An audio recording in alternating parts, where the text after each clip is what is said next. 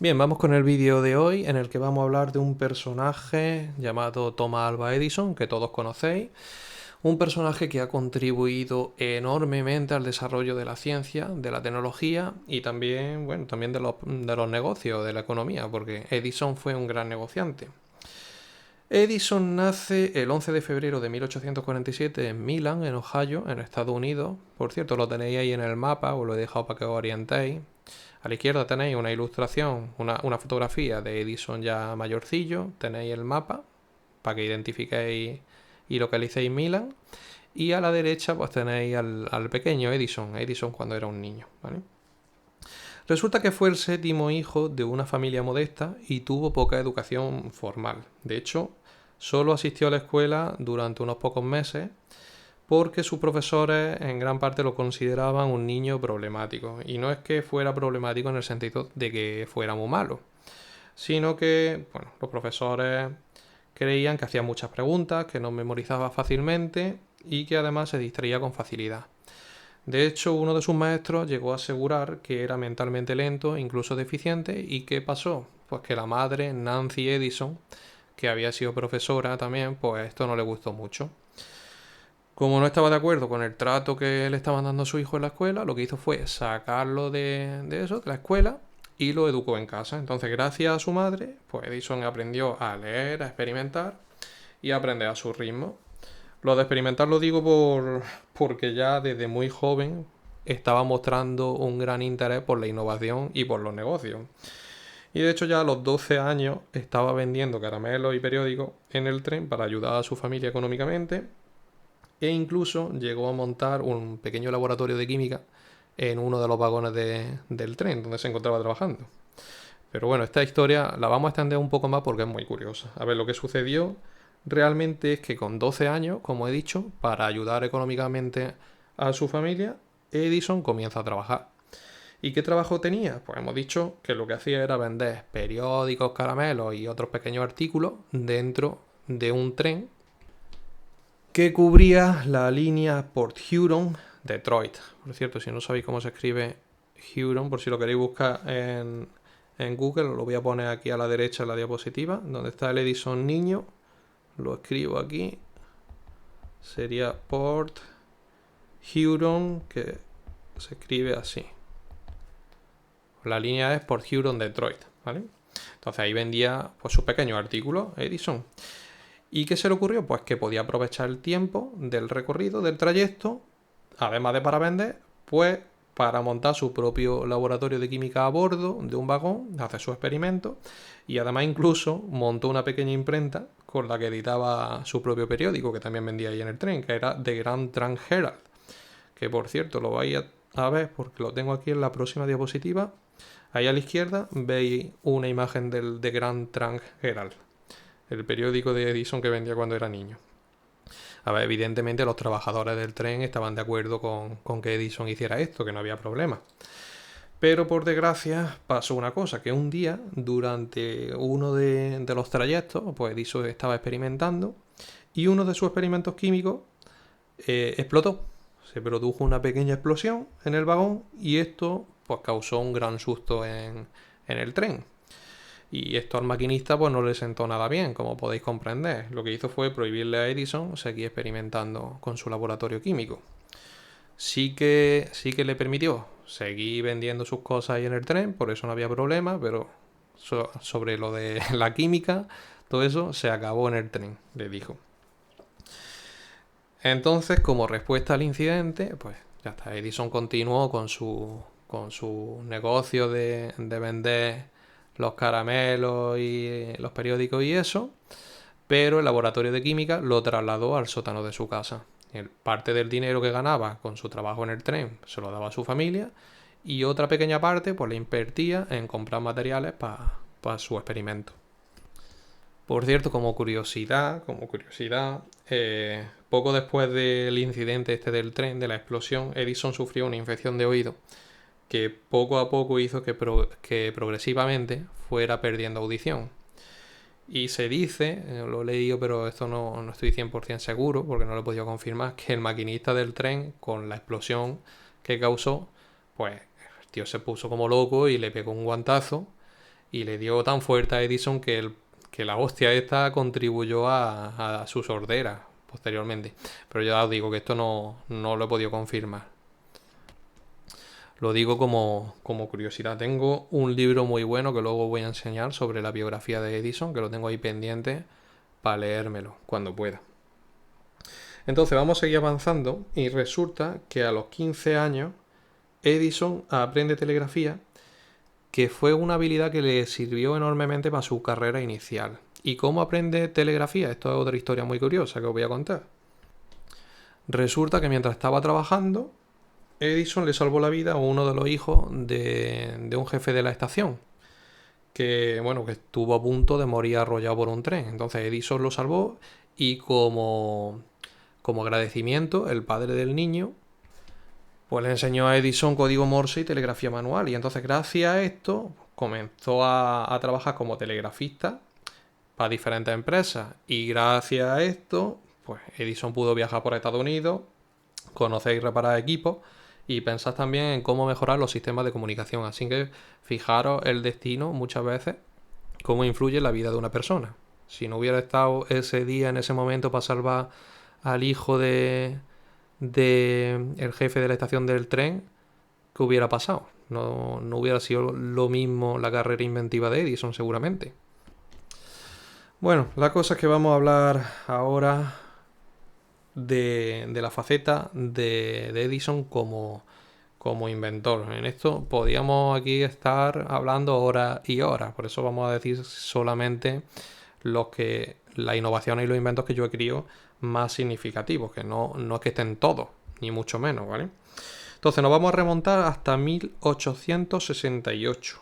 Edison tenía por aquel entonces 21 años.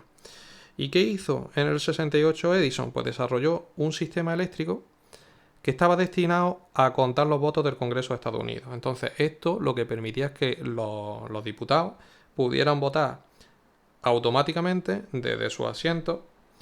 Y bueno, esto era un sistema mucho más eficiente y cómodo que lo que se venía utilizando hasta entonces, que era el conteo oral.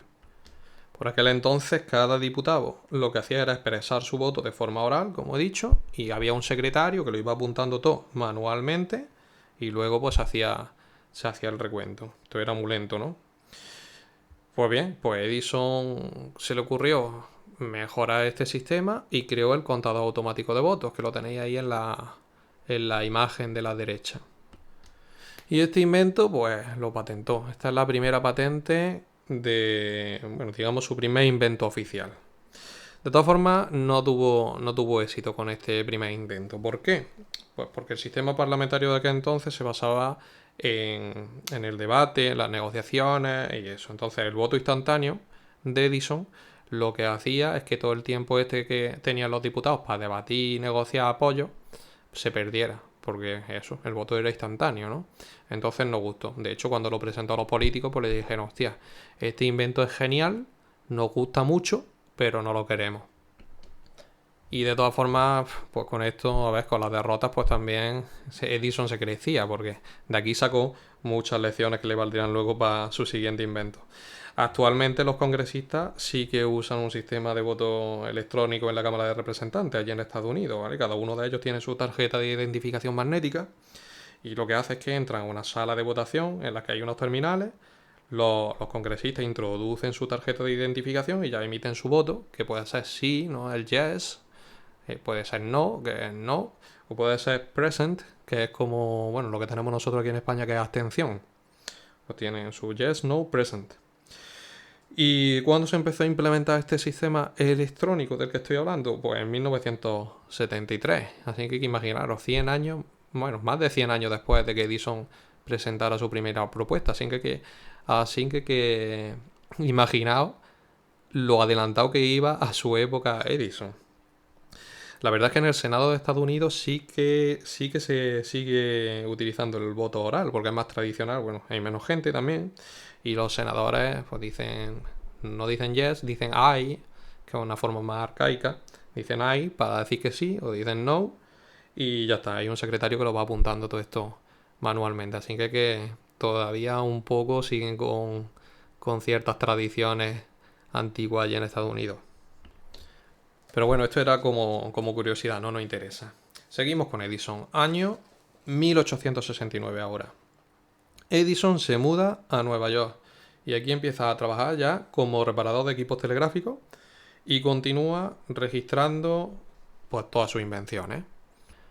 Así que ahora tenemos una etapa desde el año 1869 hasta 1876. Esta es una etapa que empieza en la que se produce una formación y ascenso de Edison ya como inventor profesional, ¿vale? Ahí se consolida como telegrafista y como inventor freelance y empieza a vender patentes.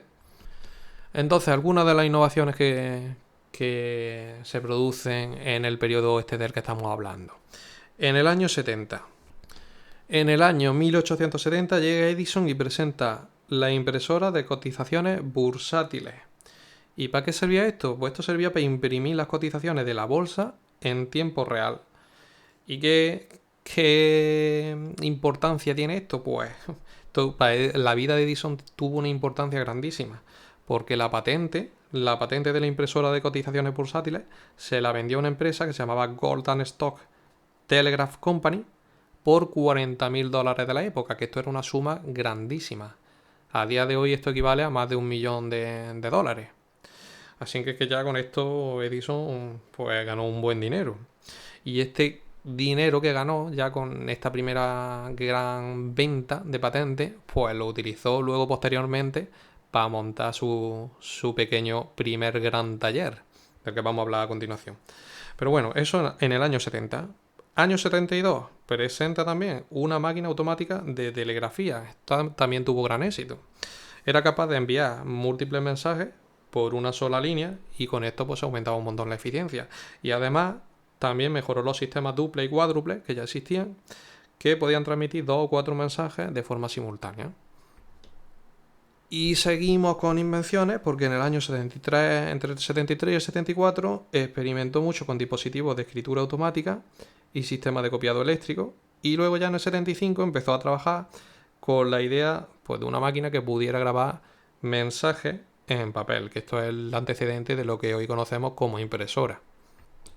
Y además en este año cuando también se empieza a interesar por la transmisión de la voz, que esto luego pues le llevaría directamente al desarrollo del fonógrafo, pero bueno, esto lo vamos a dejar para un poco más adelante.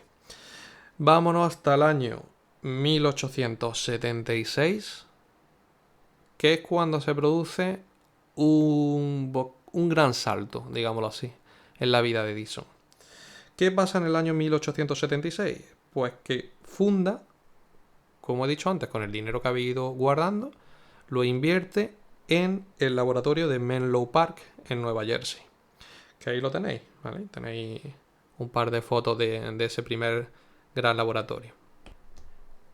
Este laboratorio iba a ser el corazón de su imperio creativo, diciéndolo así un poco de forma cursi. Por cierto, si alguna vez vais a Nueva Jersey, que sabéis que está muy cerca de Nueva York, pegando, pues si vais a Nueva Jersey podéis visitar el Thomas Edison Center, que está en Menlo Park, y precisamente esto es un museo oficial que está dedicado al lugar donde Thomas Edison instaló su primer gran laboratorio industrial.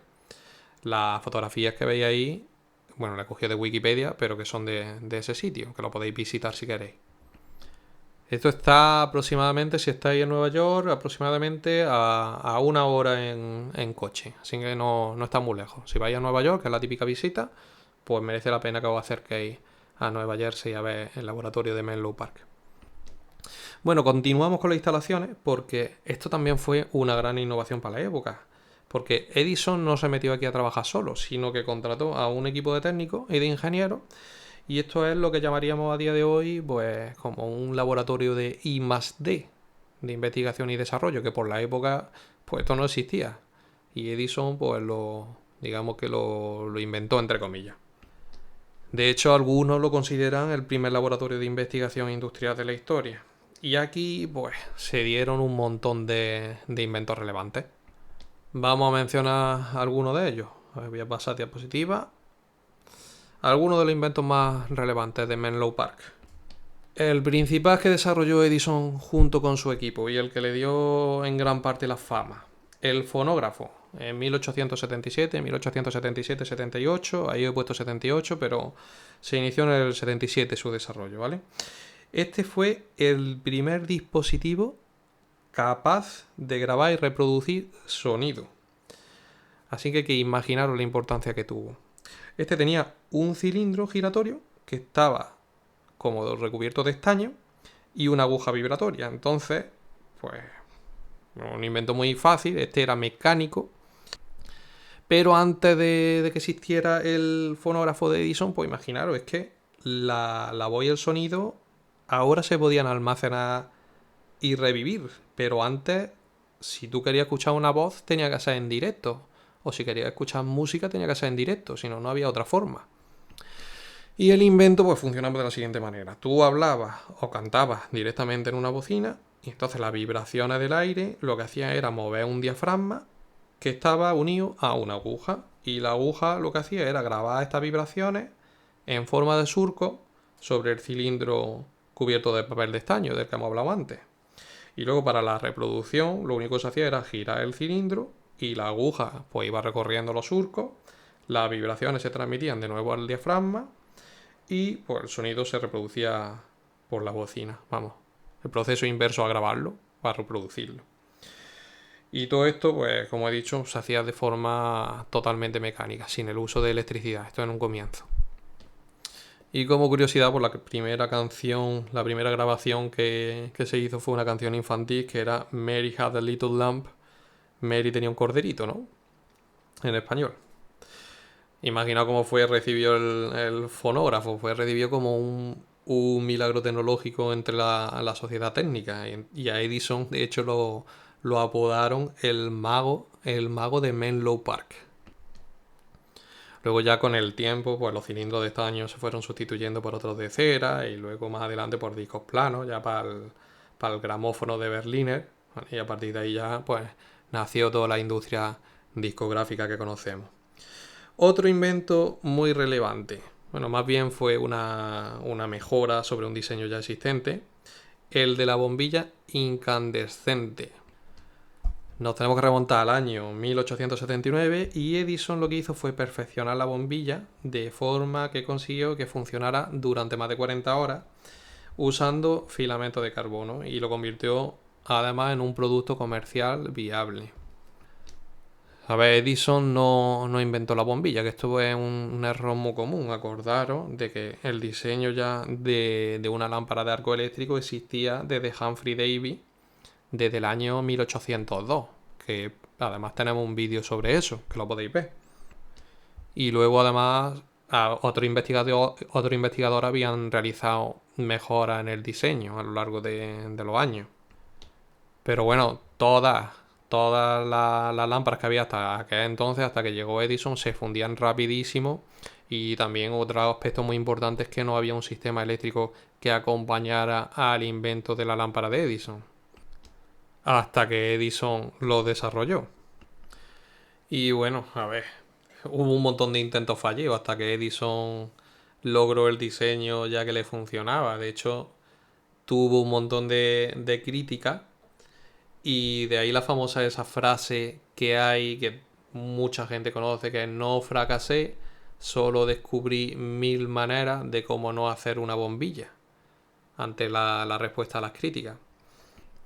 Vamos, esa frase refleja muy bien lo que había en la cabeza de Edison, la mentalidad esta perseverante y el enfoque experimental que tenía, de que cada fallo era un pasito que lo acercaba más al éxito. Lo que hizo fue utilizar los filamentos que había hasta entonces, pues Edison los mejoró hasta que dio con unos que aguantaban decenas de horas y además mejoró el vacío dentro del bulbo para evitar la oxidación rápida y además pues desarrolló toda la paramenta eléctrica necesaria para que funcionara la lámpara. Lo que buscaba al final era venderlo, porque este tenía mentalidad de tiburón. Entonces, aparte de la lámpara, pues mejoró el cableado, luego diseñó generadores, diseñó interruptores para apagarla y encenderla, todo. Y por cierto, que viene muy bien para lo que estamos hablando, también diseñó y patentó el casquillo de rosca, que todos conocemos. Eso fue en 1881, que luego le he puesto aquí al lado de la lámpara. ¿Y por qué creéis que se llaman E14, E27, E40? ¿Por qué te crees que están así normalizados? Pues la E esa viene de Edison precisamente. Y esto a día de hoy pues se sigue utilizando. El E27, este de aquí de remedio, este es el que más se utiliza para la vivienda. ¿Y por qué se llama E27? Bueno, pues muy fácil. Bueno, más o menos lo podéis intuir por lo que viene ahí. El E27 viene porque tiene 27 milímetros de diámetro en el casquillo. Ese es el estándar, ¿no?, de las bombillas que tenemos en casa. Y como hemos dicho, pues no se conformó con las bombillas. Desarrolló los generadores, la dinamo, la red de distribución, la paramienta eléctrica que se necesitaba, los interruptores, los fusibles, los contadores, etcétera. De esto vamos a hablar más detenidamente luego en un vídeo que vamos a hacer sobre la guerra de las corrientes, porque es que si no nos alargamos demasiado aquí. También seguimos en Menlo Park, también se iniciaron las primeras investigaciones sobre el cine. Allí los técnicos estaban trabajando con discos de imagen giratorios y fotografía en movimiento. Aunque la máquina de cine primitiva que presentó el kinetoscopio, esto, bueno, se terminó años después en otro laboratorio que abrió en West Orange, que luego vamos a hablar de esto. Pero bueno, las bases del kinetoscopio se dieron en Menlo Park. Y también aquí otra mejora de Menlo Park que le dio gran fama fue el desarrollo del micrófono de carbón para el teléfono. Que esto lo que permitió fue una voz mucho más clara y amplificada. A ver, el teléfono, sabéis que se atribuye, esto como curiosidad también, haremos también un vídeo sobre esto, el teléfono se atribuye oficialmente a Graham Bell y lo inventó o lo patentó en 1876. Ahí fue cuando se registró la primera patente. Pero bueno, aquí también hay gran controversia porque otros investigadores como Elisa Gray pues también presentaron aparatos similares y ahí está la cosa un poco legalmente un poco gris de quién fue el primero que inventó y bueno, patentó Graham Bell, pero con polémica también, ¿eh? Luego lo vemos en un vídeo. A ver, lo único que os quiero decir con esto es que el teléfono se inventa en el 76 y en el 77 Edison coge y lo mejora con el micrófono de carbón.